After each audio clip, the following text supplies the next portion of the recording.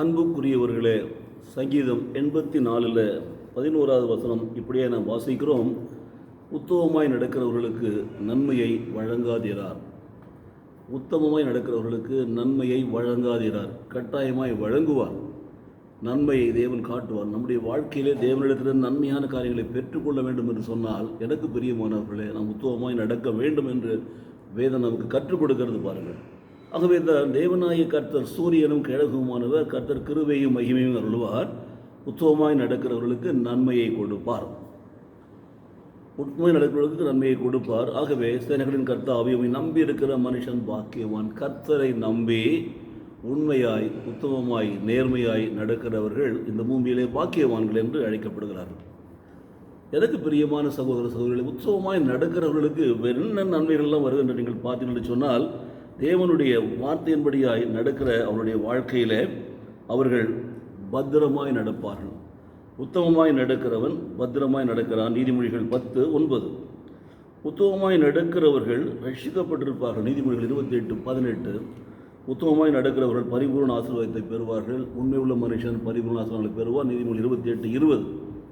இப்படிப்பட்ட ஆசீர்வாதங்கள் உங்கள் வாழ்க்கையில் வர வேண்டுமா?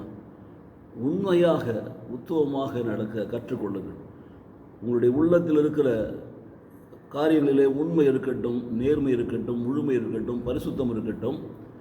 நற்மனசாட்சி உள்ளவர்களாக இருங்கள். குற்றமற்ற மனசாட்சி உள்ளவர்களாக இருங்கள். உங்களுடைய வார்த்தையிலும் செயலிலும் அந்த உண்மை, அந்த நேர்மை, அந்த முழுமை வெளிப்படட்டும். உங்களுடைய உள்ளும் புறமும் ஒத்து போகட்டும். கர்த்தர் உங்களை நிச்சயமாகவே ஆசீர்வதித்து நன்மைகளாலே நிரப்பி பத்திரமாய் நடத்தி ரட்சித்து கொள்வார். மாத்திரமல்ல, பரிபூர்ண ஆசீர்வாதங்களை உங்களுக்கு கொடுப்பார். ஜெபிப்போமா?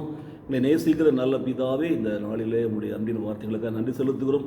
அதிகாலையிலே ஆண்டவர் இயேசுவோடு இந்த நிகழ்ச்சியிலே கலந்து கொண்டு இந்த வார்த்தைகளை கேட்டுக்கொண்டிருக்கிற வாழ்க்கையிலே உங்களுடைய கரமாடுவரை அவர்களை தொட்டு ஆசீர்வதிக்க வேண்டும் நான் ஜெபிக்கிறேன். அவர்கள் வாழ்க்கையில் உத்தமத்தை கற்றுத்தாரும். உத்தமமாய் நடக்கிற கிருபைகளை தாரும்.